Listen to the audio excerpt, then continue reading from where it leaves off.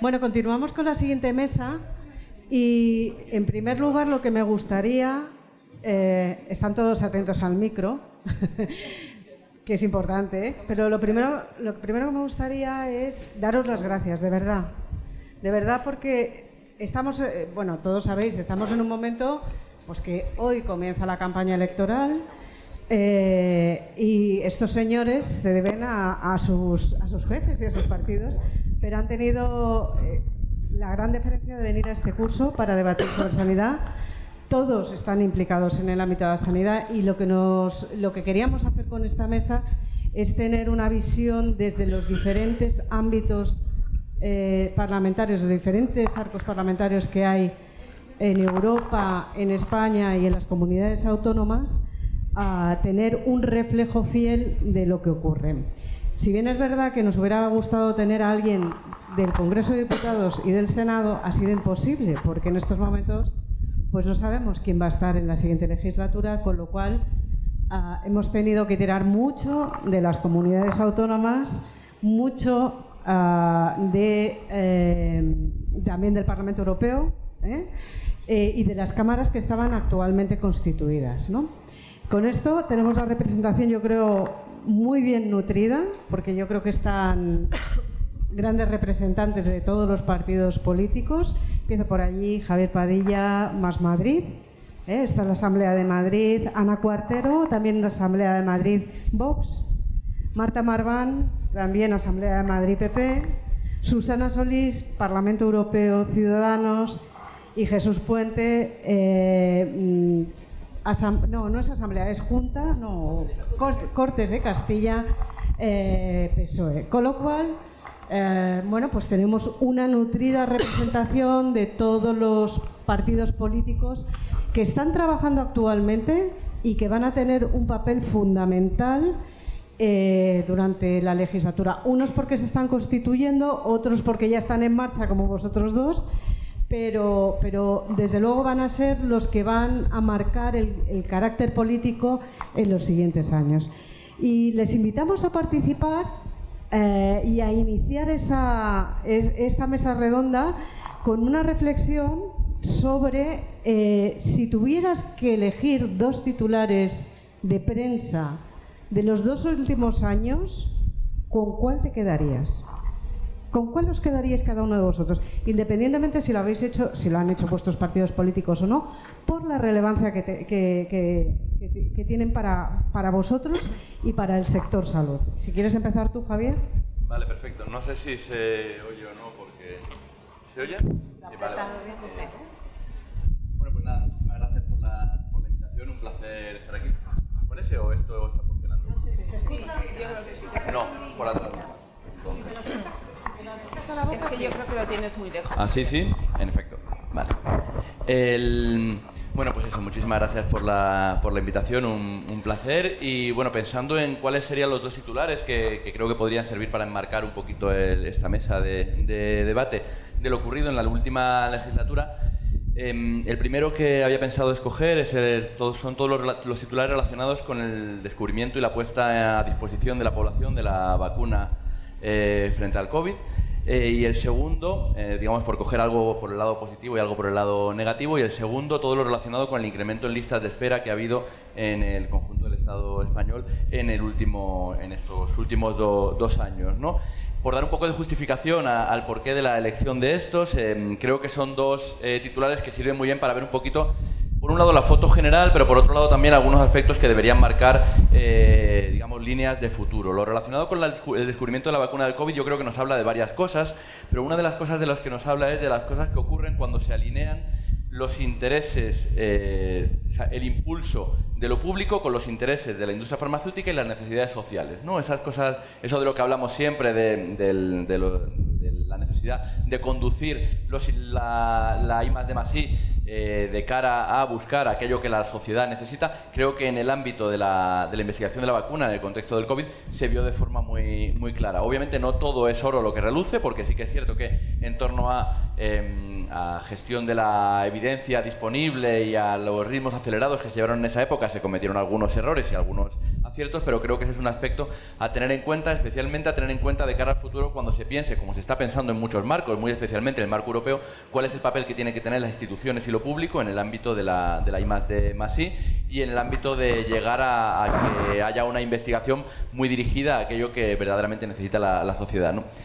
Y en relación con el otro, con el incremento de la lista de espera, creo que, bueno, que es claramente un signo de todo lo que puede fallar dentro de un sistema cuando llega un gran golpe, ¿no? Todo lo que puede fallar en todo un sistema, no solamente en el ámbito, digamos, final, que sería el ámbito hospitalario, sino también cómo de repente se empiezan a generar también listas de espera en lugares donde antes no existían, como puede ser, por ejemplo, el ámbito de la atención primaria, ¿no?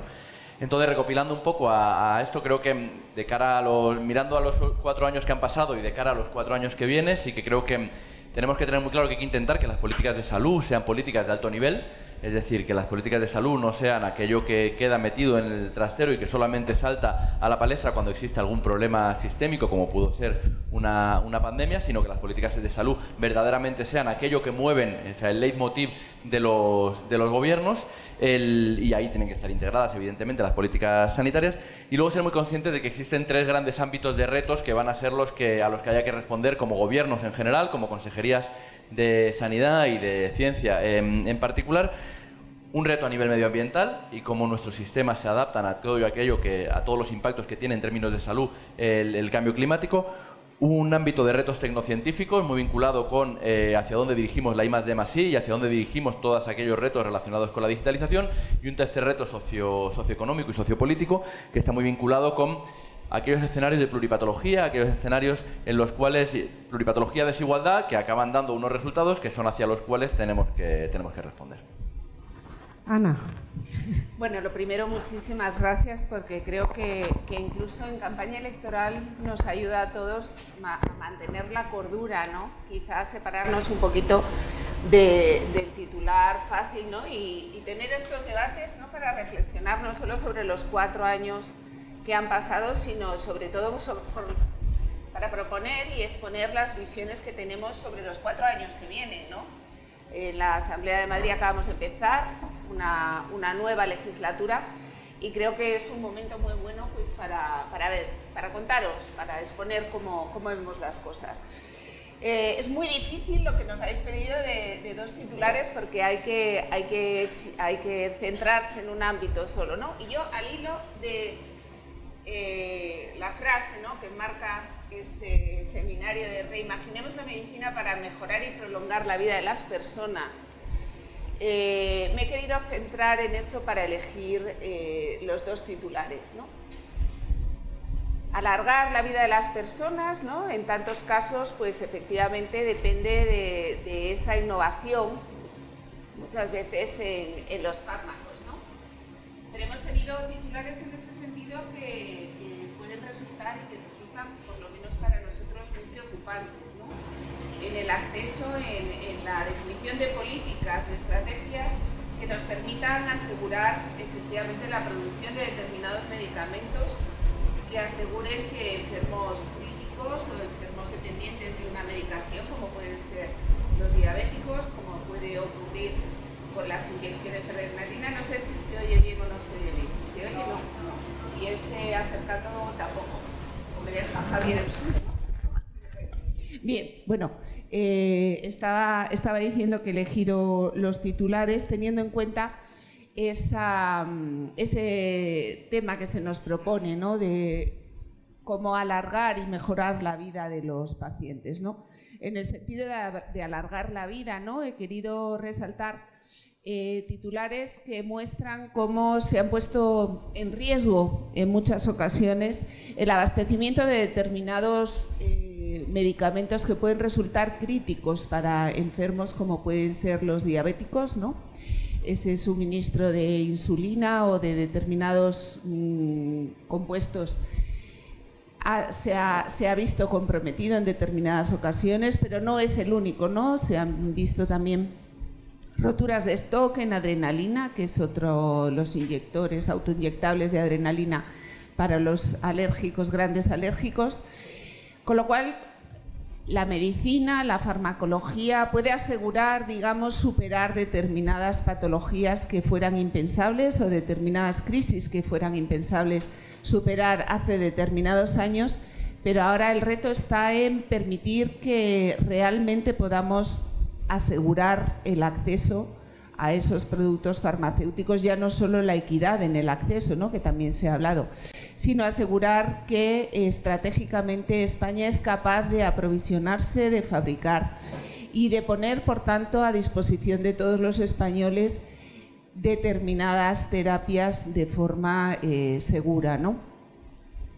Y por otro lado, estaríamos en el abuso de los fármacos en muchas ocasiones, ¿no? El otro de los titulares que he seleccionado es un titular que dice que la crisis económica dispara los problemas de salud mental, ¿no?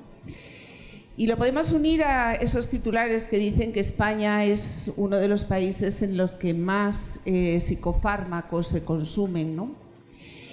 Con lo cual, quizá esto lo que nos esté dando una idea es de que se está orientando una necesidad de la población, ¿no?, de cómo se vive ese tiempo de más que se vive, cómo vivimos.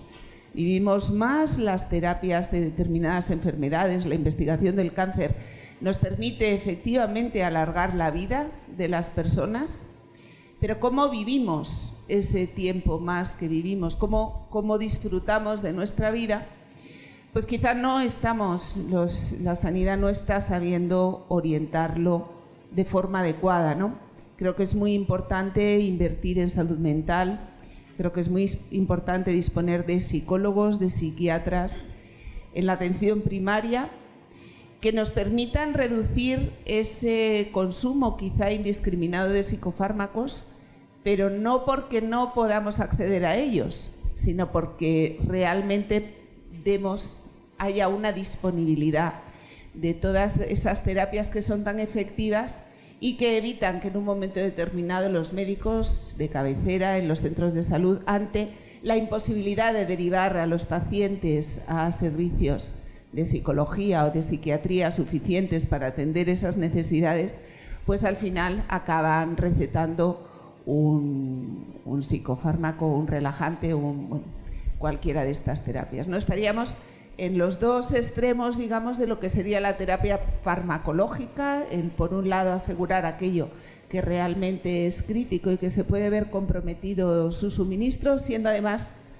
algo que se convierte en una baza geoestratégica, podríamos decir, en política, ¿no?, la capacidad de abastecernos de nuestras propias necesidades de fármacos críticos, y por el otro lado, bueno, pues no abusar de la farmacología en aquellos casos en los que realmente lo que necesitamos es que el sistema de salud se desarrolle para atender las necesidades de la población.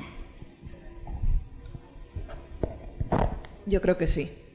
Sí, este chiquitito.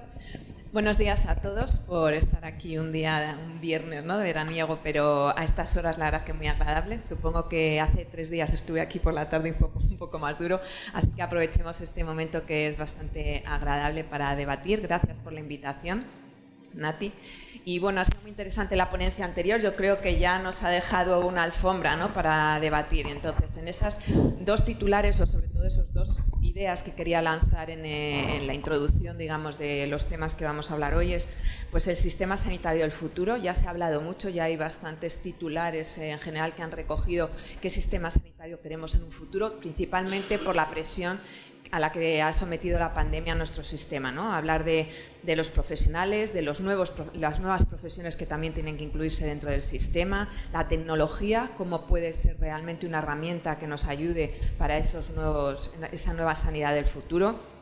El concepto de One Health, que yo creo que ya es algo que está sobre la mesa y que todos tenemos claro, es decir, no solamente trabajar en el sistema sanitario cuando el ciudadano es un paciente y por lo tanto tiene una patología, sino trabajar en la parte de la salud, en la prevención y cómo de alguna manera evitar que ese paciente bien llegue en una fase crítica a nuestro sistema o directamente no entre en ninguna patología, no entre en el sistema por un problema, digamos, de salud.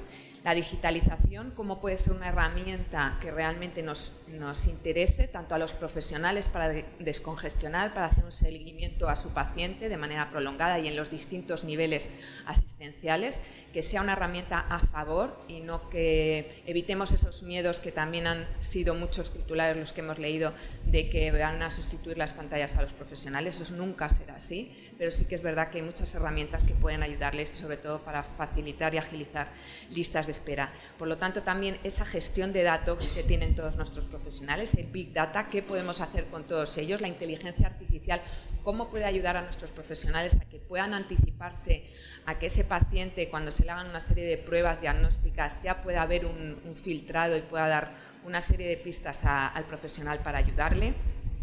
La innovación, antes ha comentado César, ¿no?, que la innovación y la accesibilidad, cómo hacer compatible ese equilibrio del sistema cuando la innovación está yendo mucho más rápido, cuando los pacientes, además por las nuevas tecnologías, también acceden y conocen y saben que existen nuevos fármacos a los que quieren acceder, y ese retraso que también ha marcado muchos titulares últimamente de la implementación de los medicamentos, sobre todo en el sistema español, cuando ya han sido aprobados por la EMA a nivel europeo.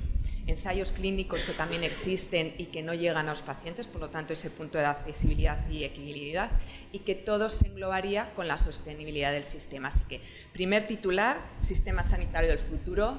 Yo creo que hay gran debate, no solamente pues ríos de tintas en los medios, debates en los profesionales, sino que también hay un debate que yo creo que a nivel político se tiene que trazar de manera seria, y yo creo que va a haber un pacto, y va a haber un pacto, a lo mejor no va a ser un gran pacto, pero sí que tenemos que llegar a acuerdos pequeños a nivel político.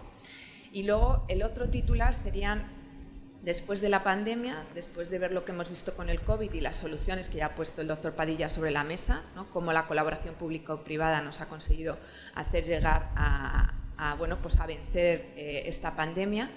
El cáncer, que nos da en datos muchos más fallecidos anualmente.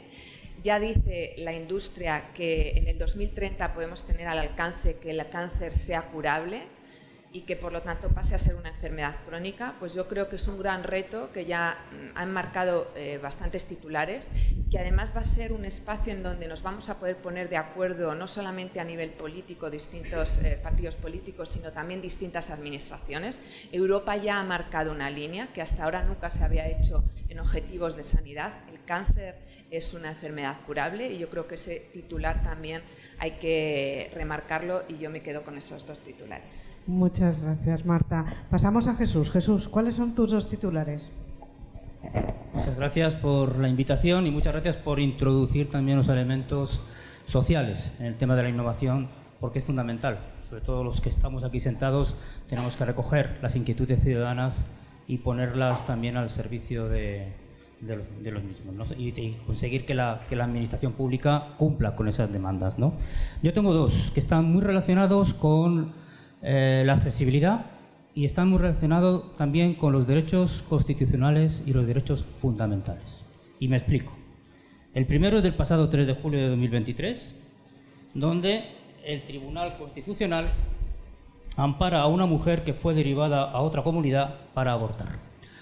Creo que esto es un elemento que siempre se suele llevar en silencio, se suele manifestar en la intimidad, pero creo que vinculando con la accesibilidad, vinculándolo con los derechos fundamentales, donde precisamente el Tribunal Constitucional nos dice que se ha vulnerado los derechos fundamentales,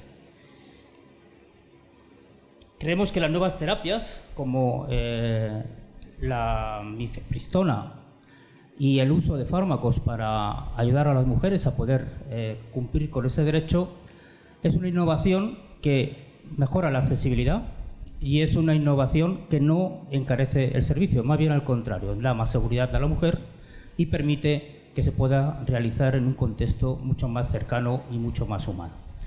En este sentido, ya con datos sobre la mesa, en los dos únicos centros públicos de la Comunidad Autónoma de Castilla y León donde se practica la interrupción voluntaria del embarazo con medios farmacológicos, se consigue que el 85% de los casos se puedan resolver antes de las 12 semanas sin intervención quirúrgica. Esto es una innovación innovación también de gestión, porque se han diseñado protocolos específicos para que en menos de 72 horas, una vez la mujer tiene tomada la decisión, pueda ejercerla con la mayor celeridad posible, discreción y sobre todo seguridad, que necesita un fármaco que no creo que me contradigan aquí los presentes, no es nada prohibitivo, y con un ecógrafo y un profesional se puede perfectamente garantizar la seguridad del ejercicio de este derecho fundamental sanitario.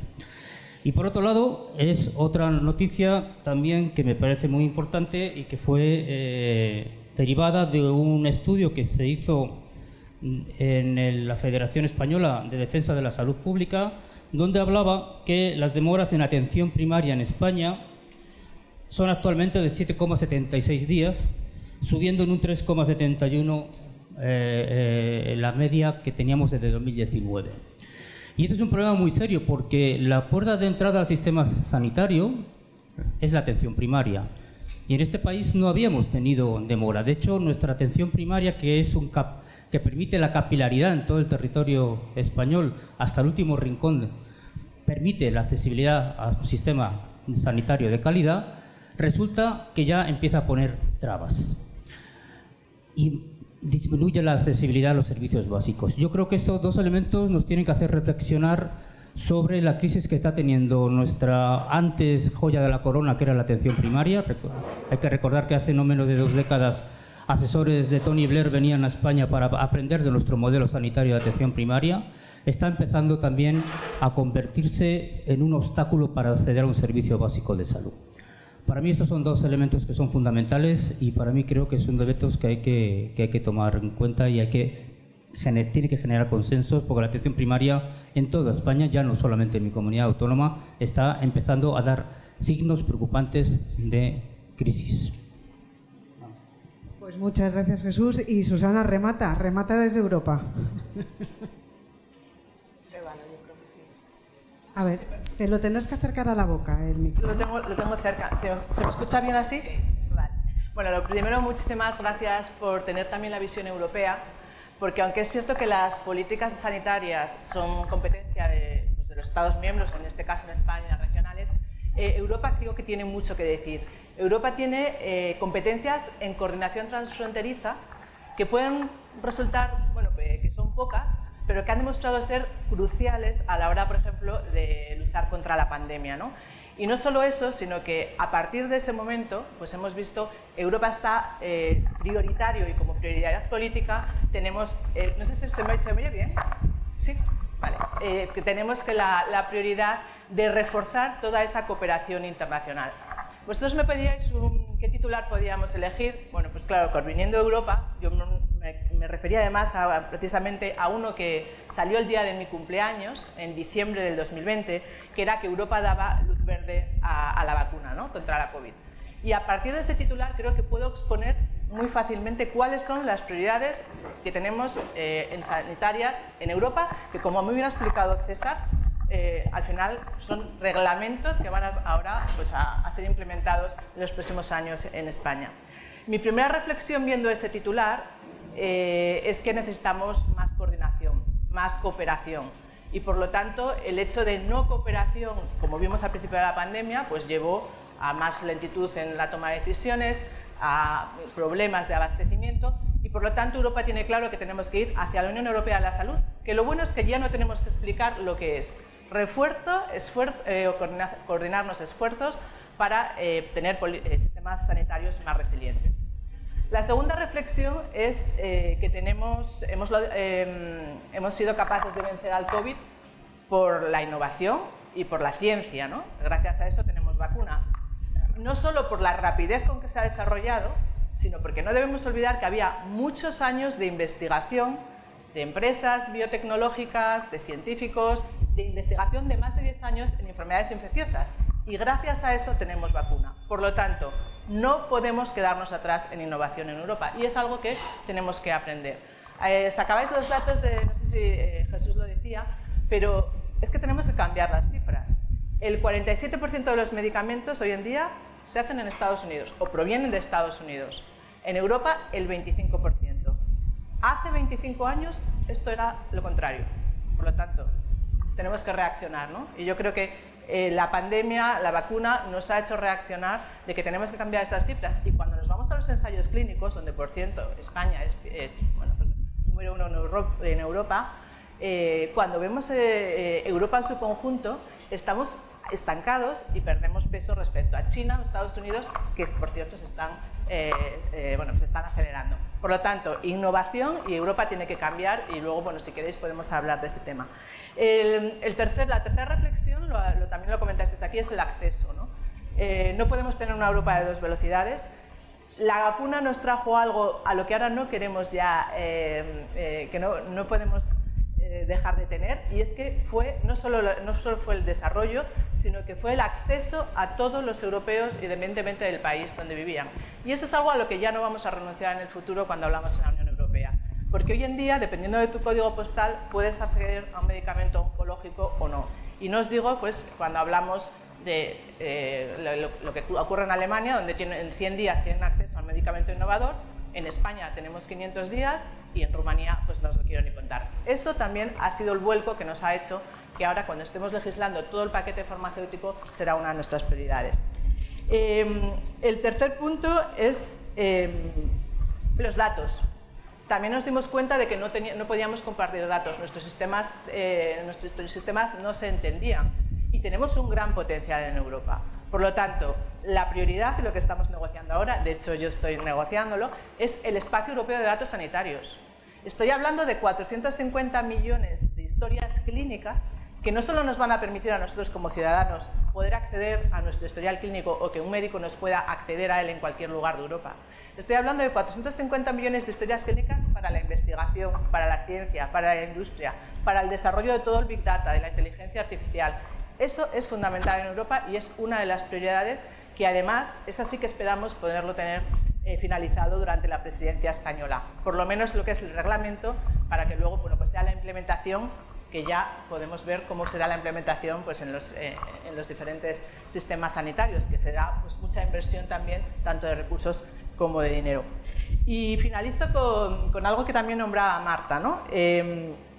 El virus también nos ha enseñado que no entiende de fronteras, que tenemos muchas amenazas, y las amenazas, el 60% de las infecciones son zoonóticas, que nunca de animal a hombre, y por tanto en la Unión Europea, si queremos prepararnos para nuevas pandemias, para nuevas crisis, tenemos que tener ese enfoque que llamamos One Health, o una sola salud, que quiere decir que está todo interconexionado. Salud humana, animal y medio ambiente está interconexionado, y es así como estamos enfocándonos hacia la prevención y hacia el tratamiento de otras enfermedades. Por ejemplo, la resistencia antimicrobiana, ¿no? Claramente, aquí tenemos dos problemas. No hay un mercado para antibióticos, pero por otra parte tenemos el problema de los antibióticos que se están utilizando en la cadena animal. Por tanto, el enfoque One Health es algo que también nos guía en el resto de nuestras prioridades. Y yo finalizo con un segundo titular, que me parece además muy positivo, y es de hace justo febrero del 22,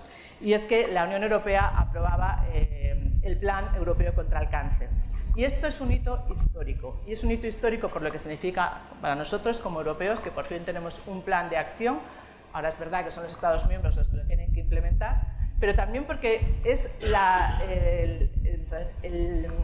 ambición política de querer cambiar las cosas. Hay 1,3 millones de europeos que se mueren al año de cáncer, y además es un hito histórico en la forma de afrontar enfermedades como el cáncer, o en el futuro las enfermedades cardiovasculares.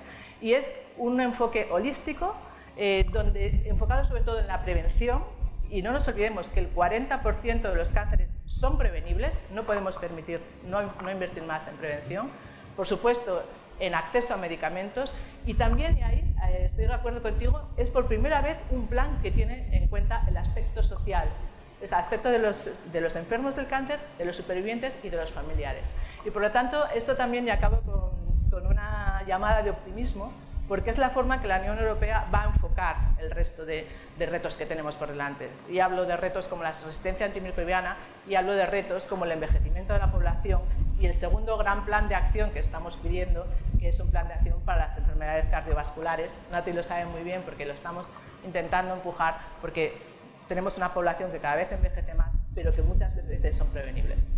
Muchas gracias, Susana. Al hilo de esto, Y si me permitís, Susana, decías 1,3 millones de personas se mueren de cáncer, de enfermedad cardiovascular se mueren al año 1,8 millones de personas en Europa, y esto es el equivalente a la población de la ciudad de Viena.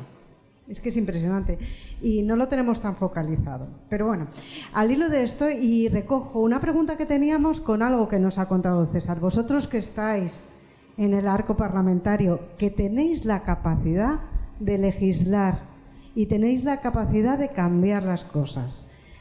César nos ha contado una cosa muy importante. Hay que atraer inversión. Y en Europa se han puesto un poquito las pilas porque están pensando con el cambio de la legislación de qué manera hacer Europa atractiva para que haya aquí inversiones en fabricación y para que haya inversiones en investigación. Si bien es verdad, como decía Susana, que España es uno de los países, si no es el líder de Europa, donde incluso Alemania está mirando lo que estamos haciendo y lo que estamos haciendo bien aquí en España.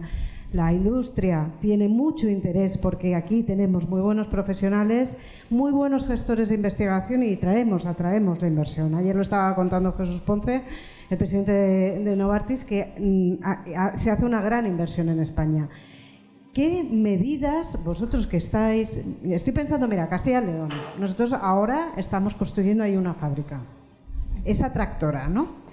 En Madrid acabamos de implementar y de abrir una radiofarmacia que también genera conocimiento y empleo cualificado.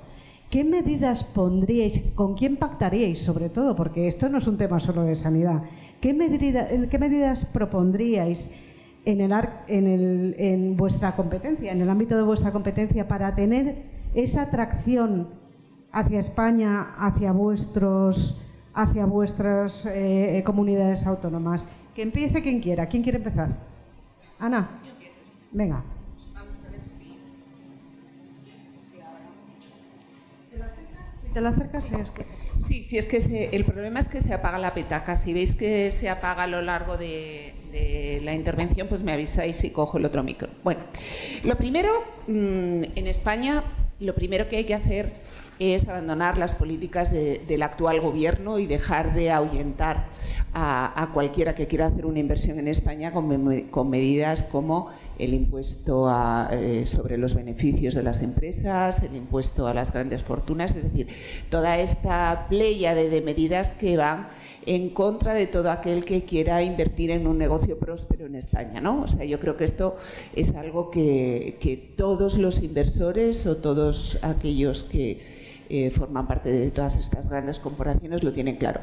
La segunda, que también es general y con la que al final, al despreciar la seguridad jurídica en las inversiones en España, ya el gobierno del Partido Popular también se cargó toda la inversión en renovables.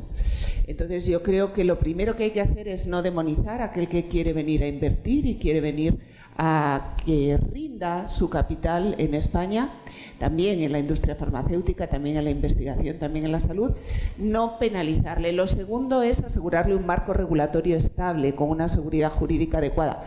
Y además digo un marco regulatorio estable, no 17 marcos regulatorios inestables. Es decir, un marco regulatorio para la inversión en toda España. Tenemos que el que la sanidad esté descentralizada para la ejecución, el que haya 17 comunidades autónomas con capacidad legislativa, lo que está suponiendo en la mayoría de los casos es que tiramos horas y horas y horas de trabajo, y las empresas que quieren venir a invertir tiran horas y horas de trabajo en enterarse de cómo funcionan nuestros 17 marcos jurídicos simultáneos y no armonizados, ¿no? Entonces, realmente son medidas fundamentales y que están atascando no solo la inversión en lo que pueda hacer en salud o productos farmacéuticos, sino en cualquier otro ámbito y sobre todo en la política industrial, ¿no? En el establecimiento de un tejido industrial adecuado. Así que yo creo que son recetas que nosotros llevamos en el programa electoral y que nosotros hemos peleado.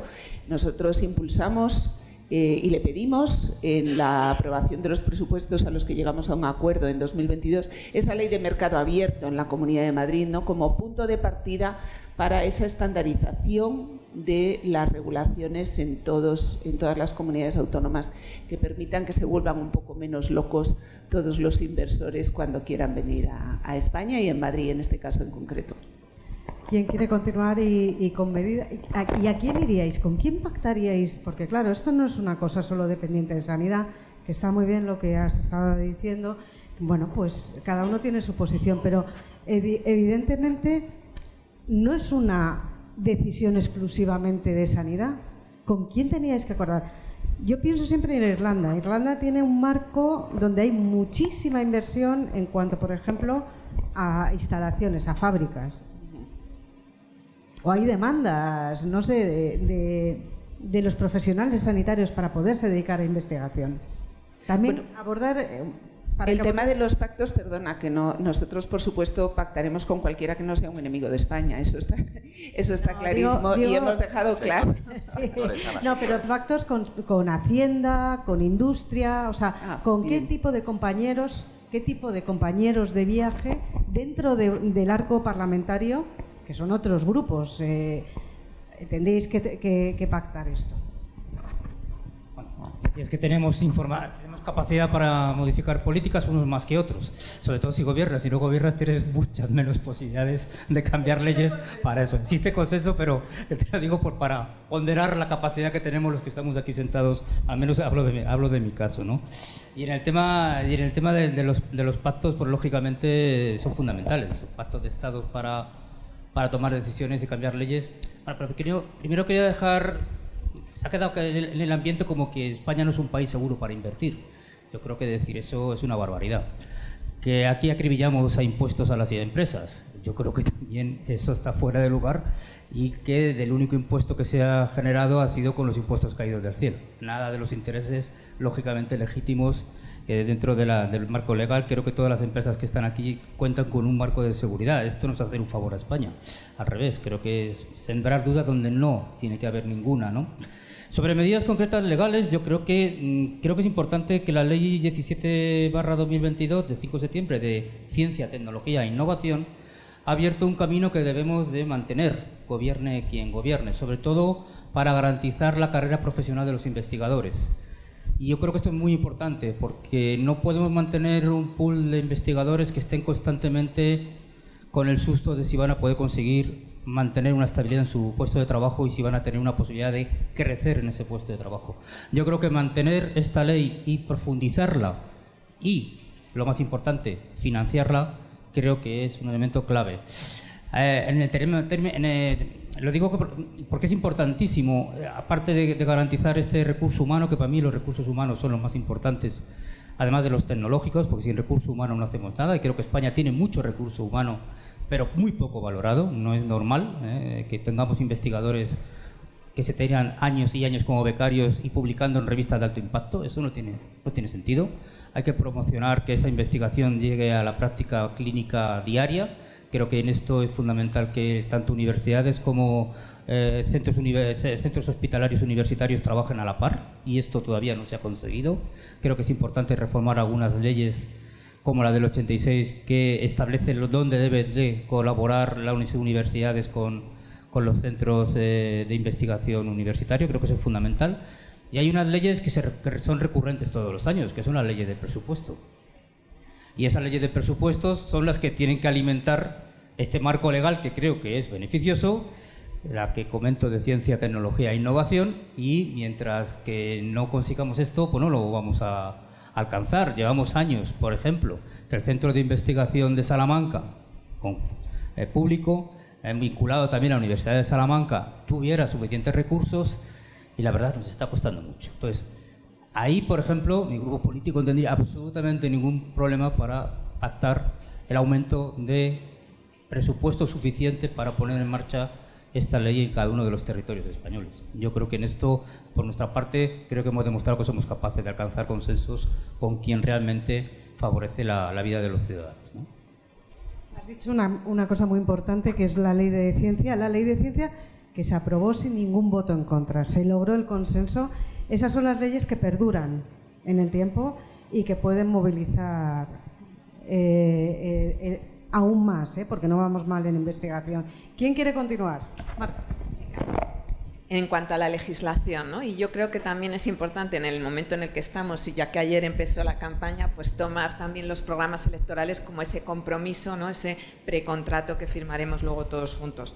Pues una nueva ley general de sanidad. Yo creo que, además César también lo ha comentado, ¿no? Hay leyes que ya han pasado años, que hay que revisar, que están obsoletas, y en qué enfoques queremos actualizarla, por decir así, ¿no? Pues incorporar mejores prácticas, eliminar regulaciones obsoletas, que ya se ha quedado claro que existen, actualizar la gobernanza del Sistema Nacional de Salud, abordar la integración entre los sistemas sanitarios y sociosanitario, porque ya llevamos años hablando de la fusión de la parte social y sanitaria, pero no es una realidad, y no es una realidad al final en las estructuras y en el funcionamiento diario de las personas, ¿no? Y esta nueva legislación pues será necesario modernizar marcos normativos que en este caso pues venimos de una amenaza de salud pública, ¿no? Pues marcos normativos que además que hay que actualizar, marcos normativos que nos vienen dados por la Unión Europea, que Susana ha dejado muy claro cómo van a marcar muchos objetivos que habrá que implantarlos a nivel nacional y luego desarrollarlos a nivel autonómicos.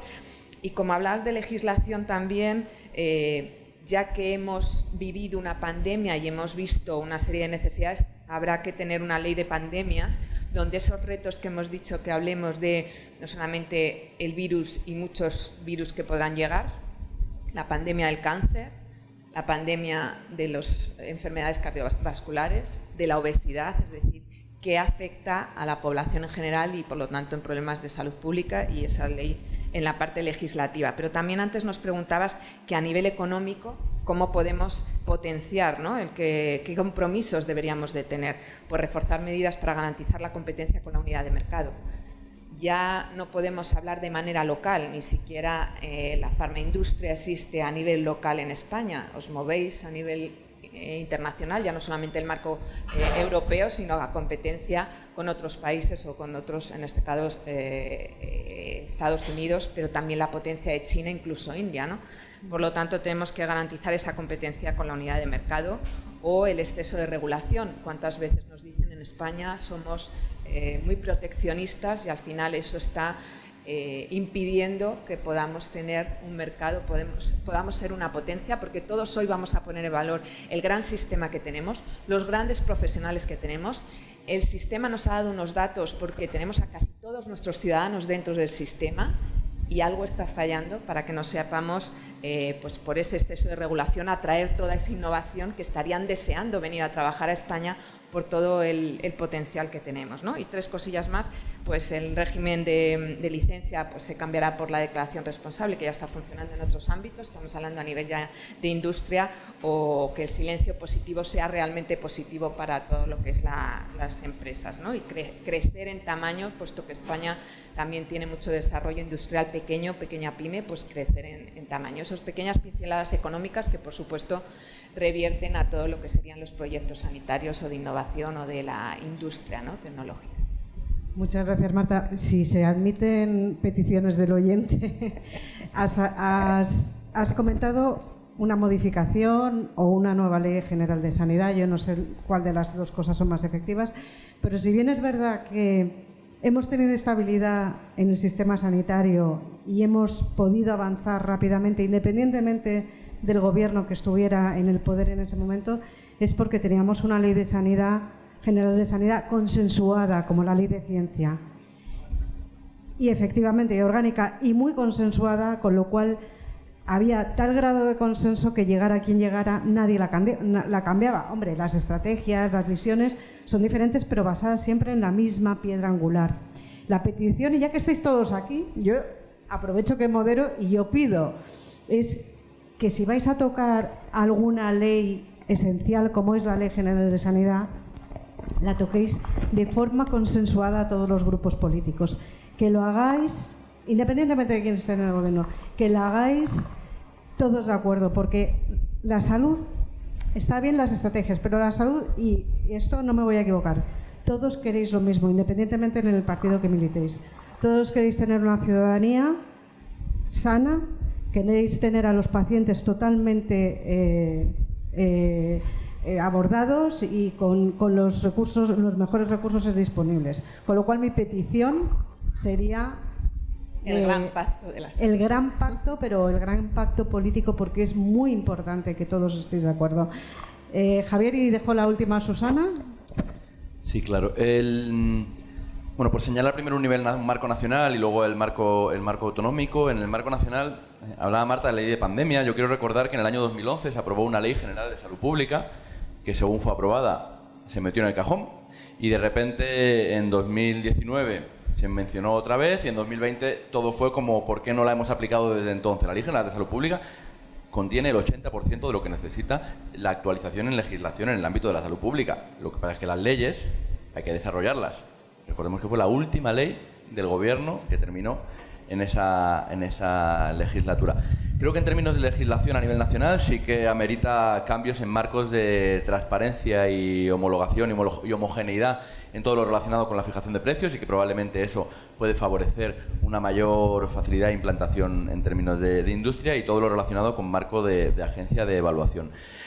Pero lo que yo quería comentar era recientemente, en la campaña electoral de las autonómicas, nosotros planteamos un plan de reindustrialización verde y de alto valor en la Comunidad de Madrid, lo cual nos hace ver que, para responder a esa pregunta, industria es uno de los elementos estratégicos. Yo rescataría otros dos, que serían ciencia y educación, porque creo que toda apuesta en el marco industrial tiene que ir coordinado con la generación de los recursos humanos que el sistema puede proveer para que para generar esa especie de entornos virtuosos, ¿no? Pues en esa propuesta de marco de plan reindustria iba lo que nosotros denominábamos un polo industrial en el norte de la Comunidad de Madrid, el polo Farmanorte, y ese polo Farmanorte básicamente tenía la intención de intentar generar un ecosistema favorable para la implantación y para la atracción de una mayor inversión de industria farmacéutica en nuestra región.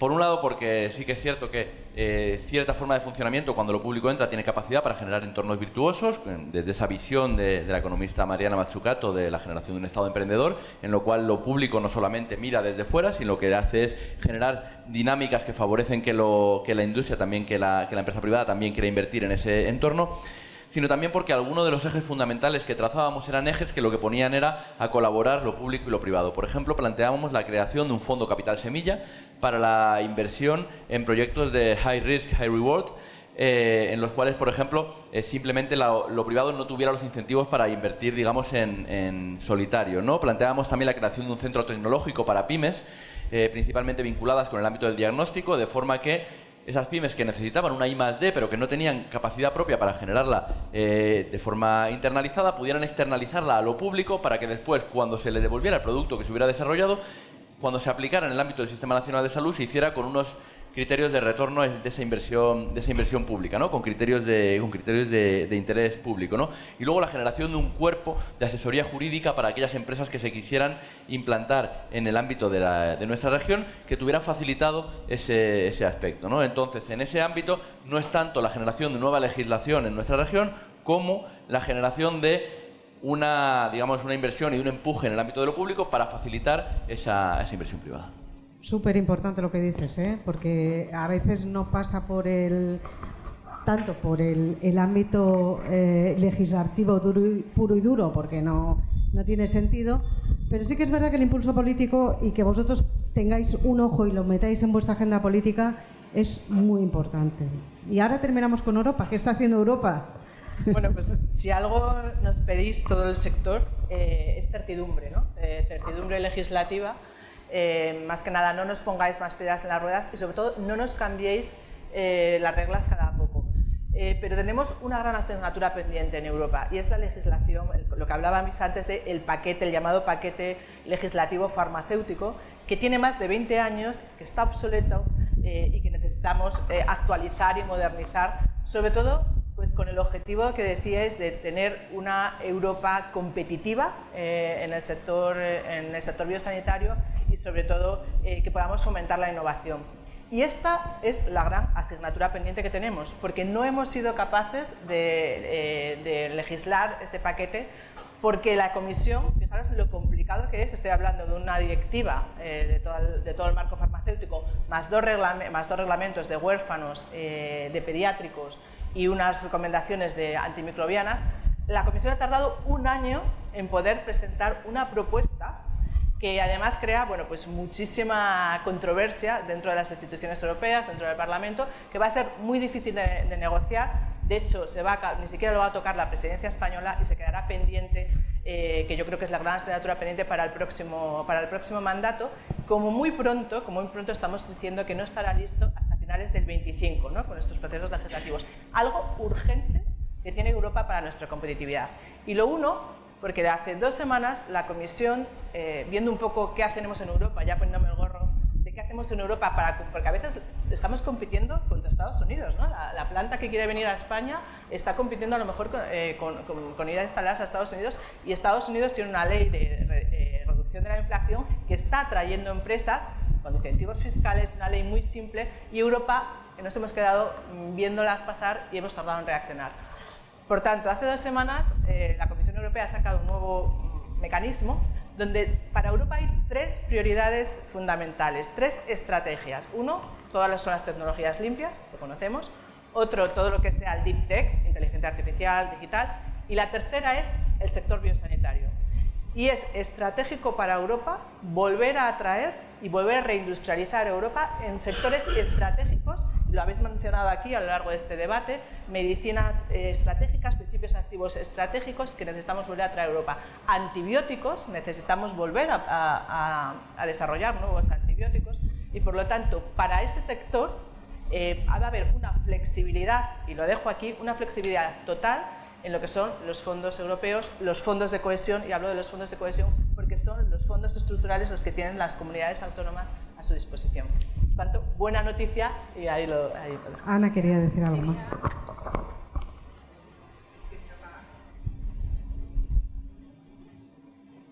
Si no, coge. Si me dejas, que debe estar mal de pilas y se apaga. Mira, quería hacer un apunte a las palabras de Susana, porque hay, en lo que he intentado transmitir en la primera intervención, efectivamente tiene mucho que ver con lo que estás diciendo, ¿no? Esta visión estratégica de los productos farmacéuticos, ¿no?, y de las terapias hace que podamos meter, si la Directiva de Seguridad Nacional contempla como una amenaza el que podamos quedarnos desabastecidos de determinados productos farmacéuticos, eso habilita una vía para que se pueda gestionar determinadas ayudas a las empresas y a la industria nacional que no sean catalogadas como ayudas de Estado, ¿no? La reserva de producción, las inversiones en bienes de equipo y en bienes en material que permitan asegurar esa producción puede permitir que muchas de nuestras empresas alcancen esa eficiencia que, por otro lado, no son capaces de alcanzar cuando están cuando están sujetas a estas reglas de determinación del precio que hacen absolutamente ineficaz, ¿no?, ineficiente determinadas producciones. Yo creo que es algo que desde España, ¿no?, desde los países miembros, también tenemos que adoptar esa postura, esa visión estratégica de lo que es la política sanitaria, la política farmacéutica, la soberanía industrial, ¿no?, que nosotros ponemos tantas veces encima de la mesa, que no debe confundirse con la autarquía, ¿no? Yo soy totalmente partidaria de que tengamos unas vías de comunicación de manera que todos los Estados miembros, además, podamos llegar a alianzas entre nosotros para poder abastecernos cada uno de unas cosas y establecer los acuerdos que nos permitan un abastecimiento común de todos esos principios. La autarquía y la soberanía no son lo mismo. Nosotros defendemos esa soberanía y, sobre todo, el que articulemos todos esos mecanismos legislativos que nos permiten asegurarla, ¿no?, que nos quedamos tantas veces en tantos campos parados por esa concepción de las ayudas de Estado, por no haber sabido presentar ese valor estratégico que tiene para nosotros el poder generar todas esas cadenas de valor desde el principio hasta el final de poner los productos, determinados productos en el mercado.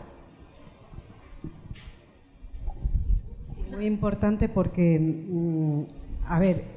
no es solamente en las últimas fases de fabricación lo importante, sino es muy importante el know-how. Y ahí te das cuenta cuando nosotros tenemos una fábrica en Palafols que fabricamos el principio activo de un antibiótico. Y no envasamos aquí, lo mandamos fuera a envasar, pero tenemos el know-how aquí. dentro. Y es una fábrica que capta muchísimo interés. O otra que tenemos en Zaragoza que exportamos al resto del mundo. Y tienes fábricas de principio a fin. Y eso es lo que yo creo que es lo que Europa y España, evidentemente, tiene que mantener dentro de su entorno. Voy a abrir preguntas al público. Si alguno tiene alguna pregunta, sí. Si me viene alguien a echar una mano... ¿El otro micro dónde está? Aquí lo hemos guardado. Ah, vale. Genial. Muchas gracias, Esther. Si te identificas, por favor. Hola, buenos días. Mi nombre es Javier Hernández, soy el coordinador de la Red Oncológica Madrileña y quiero felicitar a toda la mesa por el nivel. La verdad es que no he podido estar todo el tiempo, pero verdaderamente lo que he escuchado, y sobre todo en una mesa donde hay tantos representantes de la Comunidad de Madrid, y quería simplemente hacer algunas consideraciones y una pregunta sobre todo a Susana, que es la representante, digamos, nuestra en Europa en estos momentos, en una cuestión tan importante como es el tema del cáncer. Ha dicho la referencia, el 16 de febrero del año pasado, ellos aprobaron el Beating for Cancer, el nuevo plan, donde incluía la situación de que cada país miembro de la Unión tuviese lo que los americanos llaman los Comprehensive Cancer Center, y que aquí tenemos otra situación.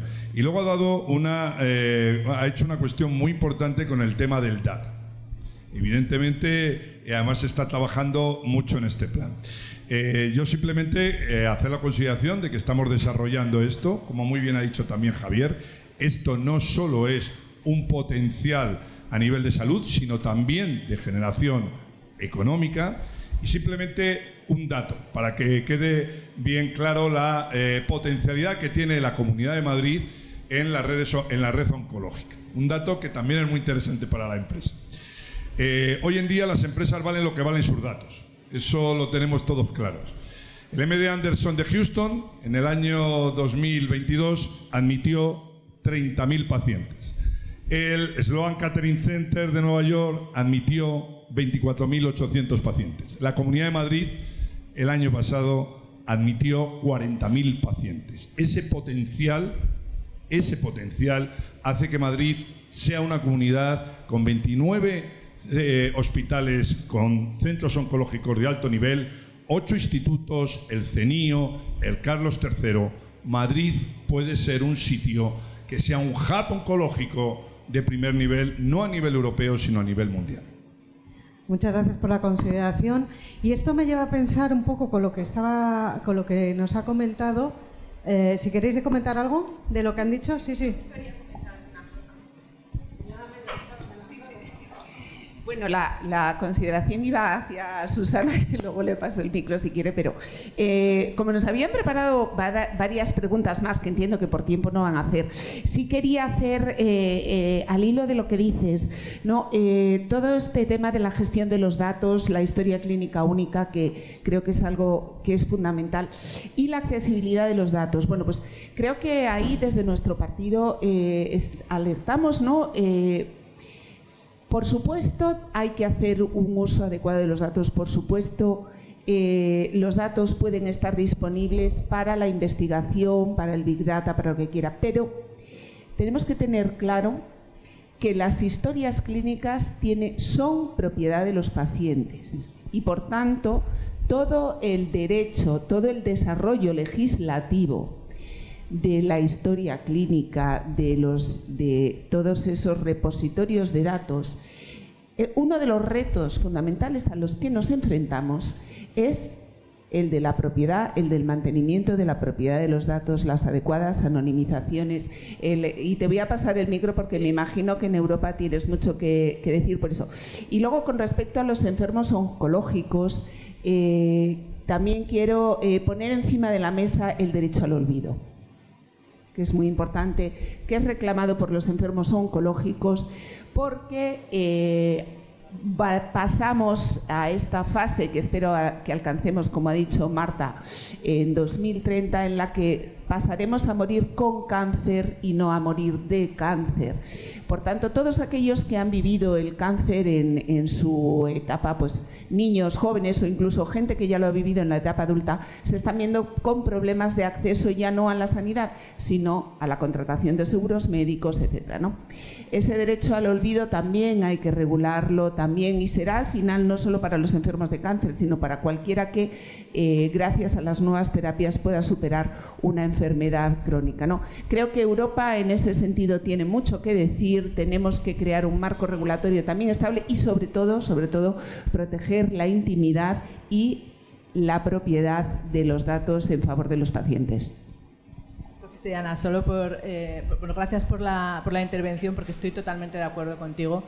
Cuando quería explicar el potencial del espacio europeo de datos, es exactamente esto que has dicho tú. Europa tiene además la ventaja de tener, si lo conseguimos, no serán datos sesgados como pueden ser, ¿no?, en Estados Unidos, que pueden pertenecer a un determinado tipo de población. Tendríamos datos de 27 países, y cuando hablamos de la seguridad de los datos, por supuesto, esto se da por hecho. Ya tenemos una seguridad de los datos ahora con la ley de protección de datos. Nuestros datos sanitarios están protegidos, y aquí hay dos tipos de... La ley tiene dos tipos de acceso. Uno, como decías tú, nuestras historias clínicas, que podamos acceder en cualquier lugar de Europa con total garantía y seguridad de que así van a ser, y son datos privados, y además trabajamos conjuntamente con el supervisor de datos. Yo creo que ahí estamos de acuerdo todos los grupos políticos. ¿Dónde empiezan los peros? Y además me toca lidiarlo con los datos secundarios, que es precisamente el potencial que tenemos de que esos datos estén a disposición, anonimizados, pseudonimizados cuando son datos génicos, para la investigación, para los centros de referencia. Eso no podemos permitirnos no compartirlos. Y por lo tanto, vamos a poner todas las salvaguardas en que nuestras historias estén protegidas, en que tengamos confianza, en comunicar a los ciudadanos por qué podemos ceder los datos. Van a tener también la posibilidad de cederlos o no, decir que no. Pero por favor, no pongamos trabas en Europa a esto, porque nos estamos encontrando con ciertos partidos políticos que están precisamente diciendo no, para los datos secundarios no, u otros partidos políticos que no quiero nombrar que dicen no, para la industria no. Hombre, la industria es una parte de la cadena de valor. Por tanto, esto es mi reflexión. No pensemos solo en la utilización de los datos primarios, que todos lo tenemos claro, el potencial que tiene Europa para curar el cáncer, para curar las enfermedades raras. No tenemos datos suficientes y no tenemos datos agregados a nivel de Europa, es enorme. Y esto puede hacer la diferencia. No vamos a tener legislación farmacéutica, por favor, que la presidencia española salga un espacio europeo de datos sanitarios. Y luego ya vendrá la complicación de cómo se integra, pues porque necesitamos una gran inversión también en los sistemas sanitarios. Yo también quería sumar, el enfoque. Yo creo que he lanzado desde el primer momento que he hablado del titular de la red oncológica, en general, trabajar en red, y que muy bien ha profundizado Susana, hemos escuchado cómo ha cerrado César, ¿no?, en ese triángulo: innovación, acceso y sostenibilidad. Si no se generan redes, no va a haber acceso para los pacientes, porque el paciente que vive en un pueblo rural o que accede a un hospital que no tiene esas grandes infraestructuras como tenemos los grandes hospitales en la Comunidad de Madrid, tiene tanto derecho como el que vive en el código postal, como decíamos antes, en el centro de Madrid. Estamos obligados a generar redes por accesibilidad del paciente a esa curación del cáncer que todos tenemos claros en la cabeza. Así que, por supuesto que hay que ceder esos datos, por supuesto que tenemos que tener esa capacidad de entender que el futuro solo pasa por generar esas redes, y yo creo que me quedo con ese triángulo. Si hay innovación, tiene que llegar a todos, tiene que haber un acceso para que además generemos esa sostenibilidad en el sistema. Y generar y trabajar en red y sobre todo abordar el cáncer desde ese prisma, yo creo que es el mensaje que tenemos que dejar hoy aquí. Sí, una pequeña reflexión de lo que está... Esto se va calentando, ¿no? Porque si empezamos a añadir temas, pues todos queremos opinar. Por supuesto que si una de las trabas de la interoperabilidad es el celo que tenemos que tener con los datos personales. Y si no avanzamos más en interoperabilidad es precisamente por eso. Yo creo que todo el mundo en eso estamos de acuerdo. Podríamos entrar al debate sobre los datos secundarios, pues yo sigo pensando también, desde mi punto de vista, que el Big Data es el camino. El Big Data va a dar un montón de de oportunidades para la investigación. Y cuando me habla del hub oncológico de Madrid, se me ponen los dientes largos, claro. 29 centros especializados en oncología en Madrid. En Castilla y León tenemos 14 hospitales, incluidos los comarcales. Ahí tenemos una gran deficiencia. Y me gusta la idea de las redes. Pero esas redes, y aquí donde quiero poner el acento, ha de pasar por atención primaria. Y atención primaria nos la estamos olvidando. Es fundamental. Desde el screening que se hace, que ha sido tan eficaz de la prevención del cáncer oncológico y el de mama, desde la entrada hasta el acceso a tratamientos avanzados. Es decir, y estamos dejando caer atención primaria porque nos estamos ofuscando con la alta tecnología, la innovación, pero tenemos que tener la puerta abierta para que se pueda acceder a esto. Y si esas redes las podemos canalizar a través de atención primaria, una de las propuestas que no dice mi partido, sino que lo dice incluso Amnistía Internacional, es que debemos de aumentar el presupuesto de atención primaria hasta un 25% del total de la inversión.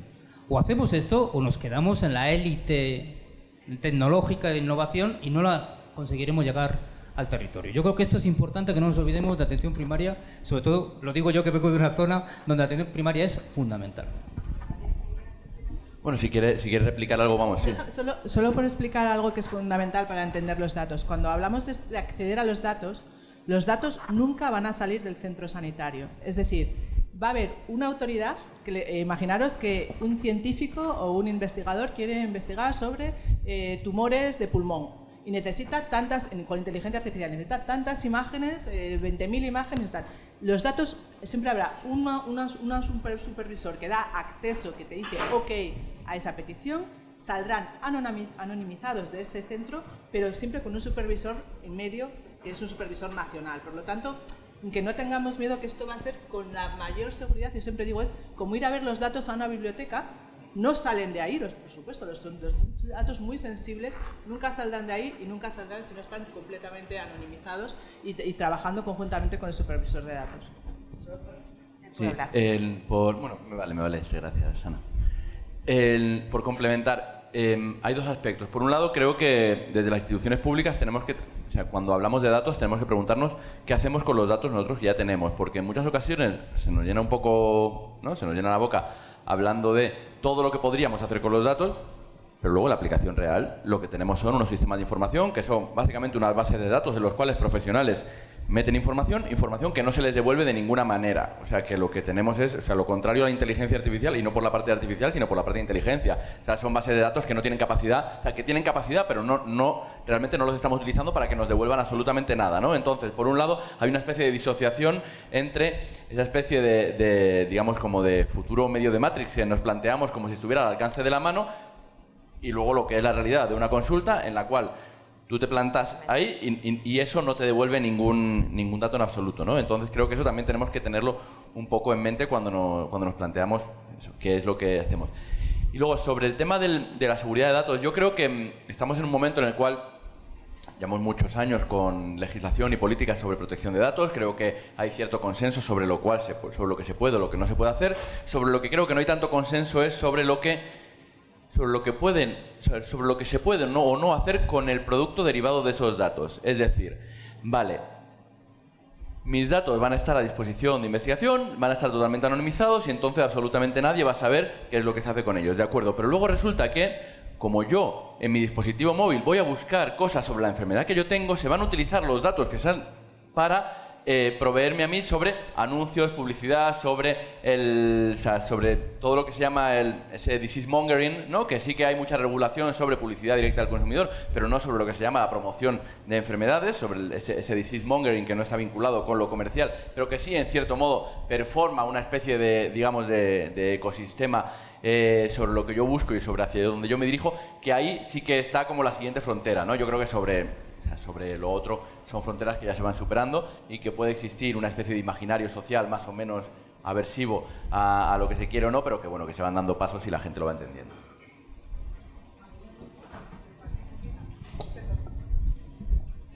Voy a invitar otra vez a la sala. ¿Alguna pregunta más en sala?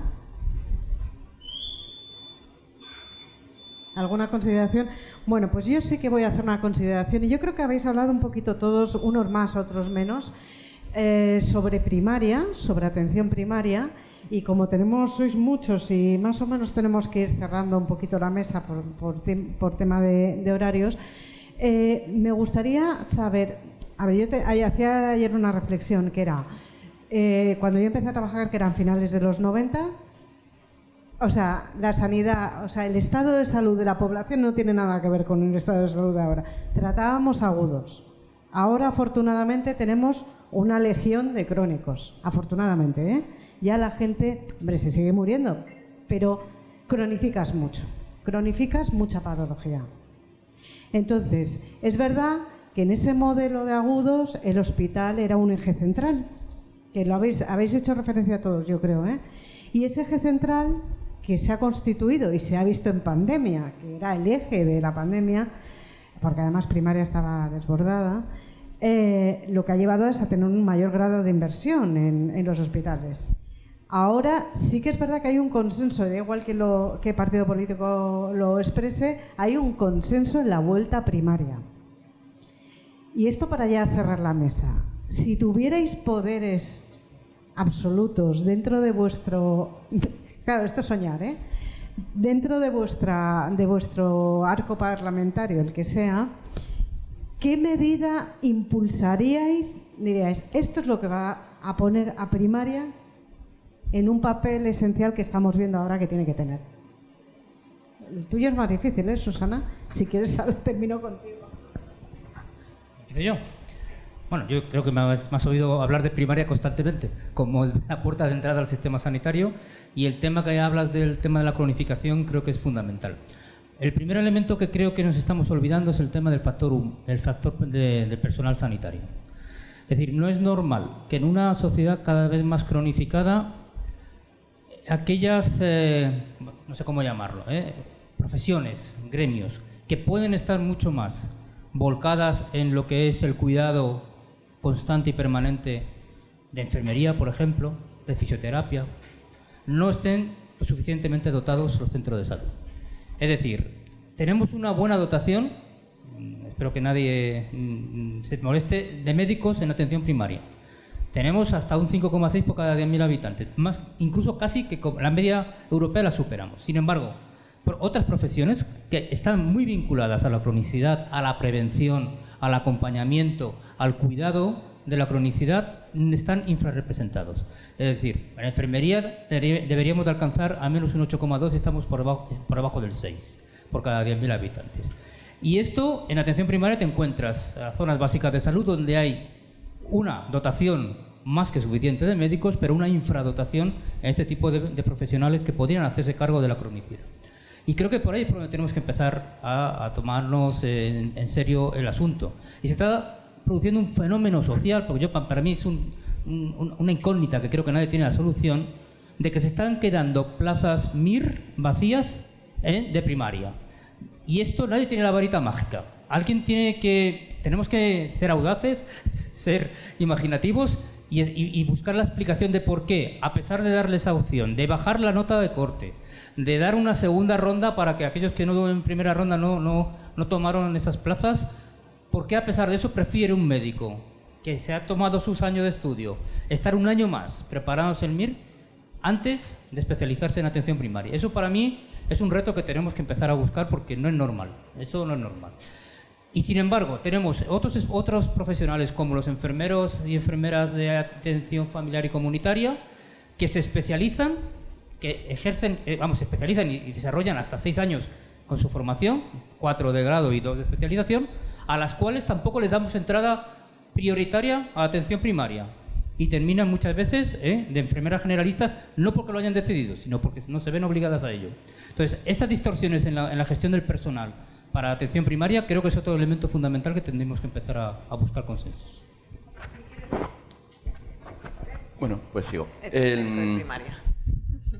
Con atención primaria uno de los problemas que tenemos, y además lo ejemplificaba muy bien hablando de los años 90, es que tenemos una atención primaria que responde a una sociedad que ya no existe.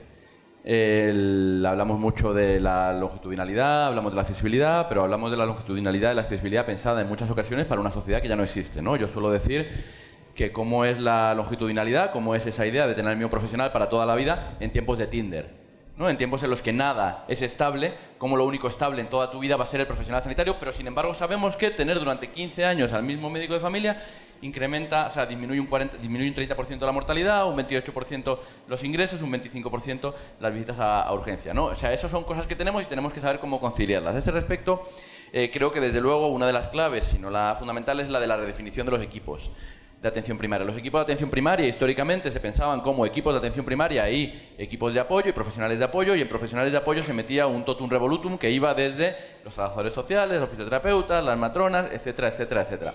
Creo que esa distinción tiene que ser eliminada y creo que además tiene que existir una redefinición basada en 3 pilares fundamentales. Un pilar es la incorporación de nuevas figuras profesionales que pueden ir de nutricionistas, terapeutas ocupacionales, podólogos, etcétera, etcétera.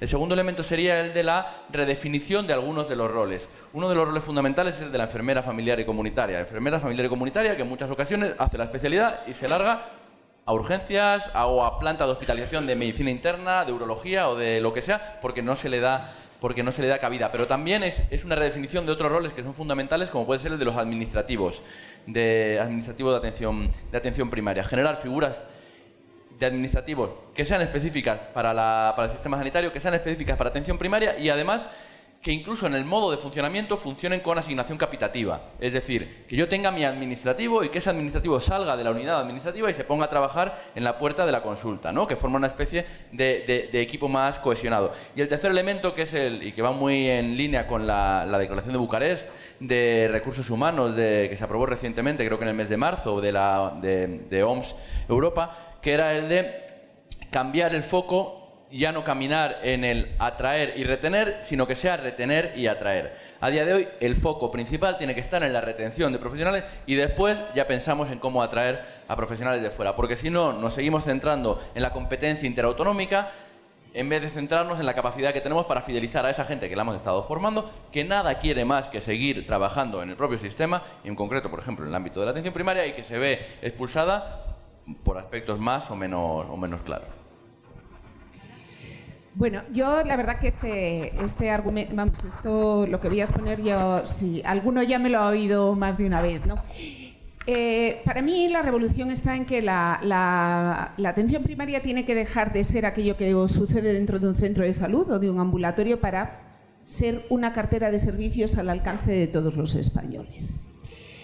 Desde mi punto de vista, o sea, estas cosas como hay que retener, la gente que no se mueva, a mí me generan incomodidad, ¿no? Creo que la solución de la atención primaria no está en meter a mucha gente dentro de un centro de salud.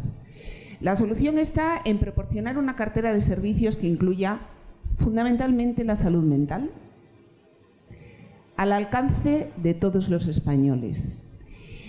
La salud bucodental, podología, pero es que tenemos en España, por ejemplo, las farmacias fuera del sistema de atención primaria. Y eso es una aberración, porque hay muchísimos servicios que se pueden prestar en una oficina de farmacia. Tenemos a las mutuas de riesgos laborales fuera del sistema de atención primaria, cuando tienen médicos en muchas empresas que pueden prestar servicios de atención primaria. Tenemos a la gente, por ejemplo, con seguros como Asisa, dentro de la cobertura de Muface, Mujeju o ISFAS, que tienen sus recetas de la Seguridad Social cuando van al médico de Asisa. Y sin embargo, tenemos a la gente en los PAUs con niños pequeños que se tienen que contratar un seguro privado porque no tienen centro de salud y van a ese mismo médico pero no les cubre las recetas. Es decir, tenemos que empezar a pensar en que lo que hay es que asegurar una cobertura sanitaria de servicios de atención primaria poniendo en juego todos los médicos disponibles, porque perdóname, Javier, digas lo que digas, no vamos a poder sacar médicos de atención primaria de una chistera, ni vamos a poder sacar enfermeras de una chistera. Y menos con la pirámide de población que tenemos, que cada vez hay menos gente joven, por tanto habrá menos titulados universitarios, por tanto habrá menos médicos y por tanto habrá menos enfermeras.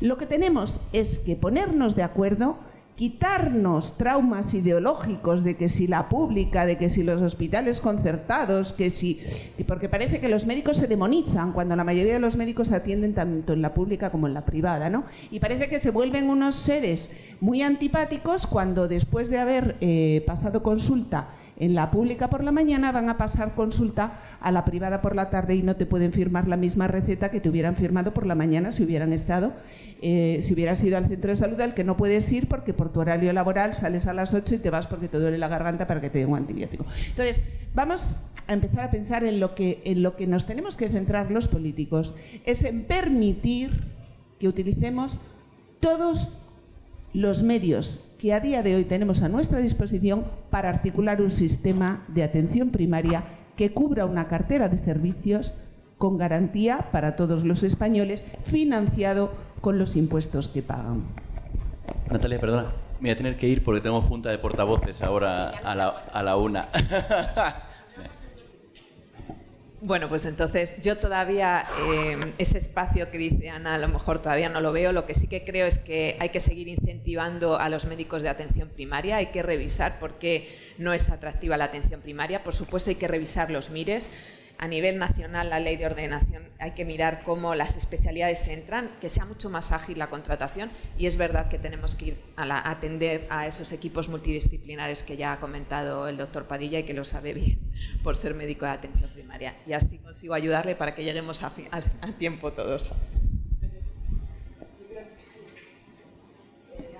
Sí, yo finalizo porque además este es un tema de política nacional o regional y aquí en Europa pues poco podemos decir más que reforzar siempre en todas, queremos abundar en la prevención y reforzar la atención primaria. Algo que nos ha nombrado aquí también y decimos mucho es capacitar y sobre todo a los profesionales médicos en estas nuevas tecnologías y también hay que invertir en eso, pero creo que vosotros sois los expertos. Bueno, pues agradeceros infinitamente vuestro tiempo y el haber estado aquí.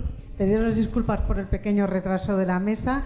Yo creo que los temas importantes todos los tenéis en la cabeza y coincidís. Quizás las aproximaciones son un poco diferentes, pero alegra saber que por lo menos vosotros estáis pensando en los mismos temas independientemente del color político que tengáis. Muchísimas gracias. Espero que la mesa haya sido de interés. Damos cuarto de hora para hacer un... ¿Qué?